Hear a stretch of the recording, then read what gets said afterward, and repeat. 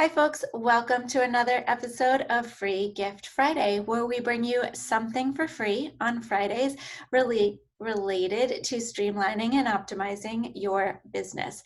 My name is Melanie McSally. I am a profit optimization and technology expert. I'm also CEO and founder of Wise Tribe. Our mission is to help folks all over the world streamline and automate their businesses so that they can live that coveted life of freedom. So here we are once again on another episode of Free Gift Friday, where we bring you proven strategies, juicy tidbits, million-dollar network connections, and access to software on a trial or long-term subscription basis. Three things are always true. We always bring you this episode on Fridays. We always give you some free content or something for free. And it's always related to streamlining and optimizing your business. So what's our topic of the day today? Opt-ins, but specifically unique opt-ins. So I get this question all the time. What kind of survey tool do you use? Now, why do I get this question? Because oftentimes people are looking to put a survey into their funnel, right? Somewhere in their opt-in process. Now, some people are doing it at the front end, and they're doing it because they're creating a really unique and cool experience for their prospects. And by this, I mean they might be creating some kind of personality test or quiz. So I have clients that are doing your default negotiation style, your season, what season are you, what color are you, things like that.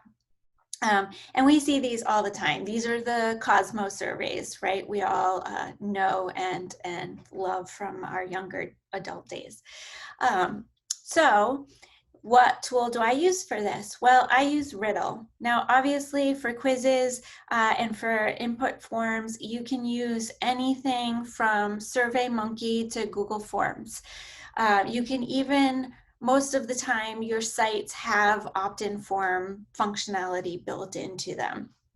However, I use Riddle because it allows for unique type of quizzes and surveys like the personality tests. It also does other kinds of tests if you're looking to actually grade people or do something of that sort. And it has the ability to integrate via Zapier, sorry, I am from Boston after all. Integrate with your tools through the use of Zapier. You can also develop custom APIs if you do not want to use Zapier for one reason or another. So that's why I use it. It also has all of the functionality to meet privacy requirements in the UK, and you can turn that off for the US. So that's why I like it. It's a great tool.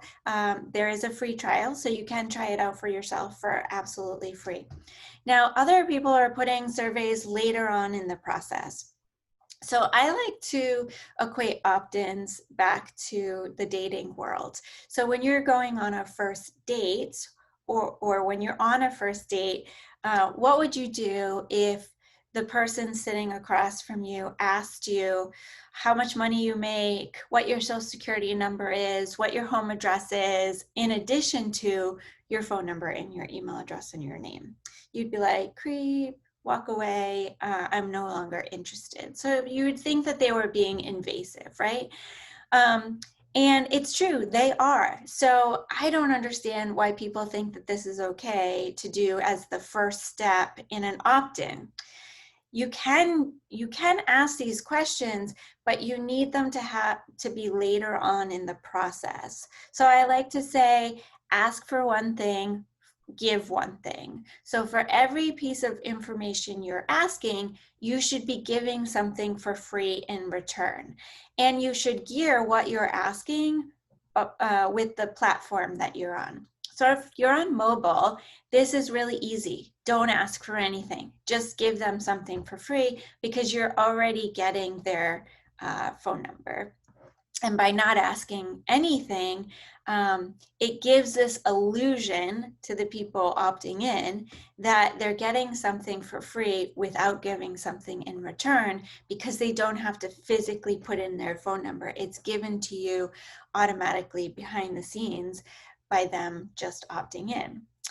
If you're on your website, obviously you're going to ask for an email address, because it's easier to share lots of content with somebody when you have their email address. Regardless of where you are, you're only going to ask for one thing. The more things you ask for, the lower the conversion rate. So every time you ask for 2, 3, 4, 5 things, you're lowering the conversion rate by 1, 2, 3, 4, 5 times. So you want to ask for only one thing, because once you have that one thing, you can always ask for more things in the future.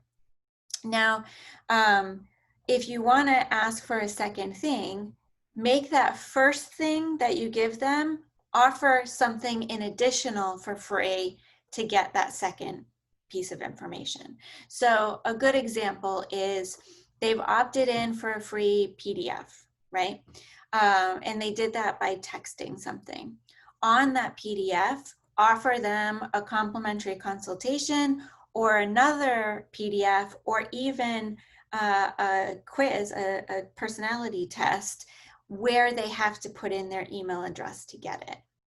So that's just an example of how you can get both the phone number and the email address. Then where can you ask for all this other information that you want?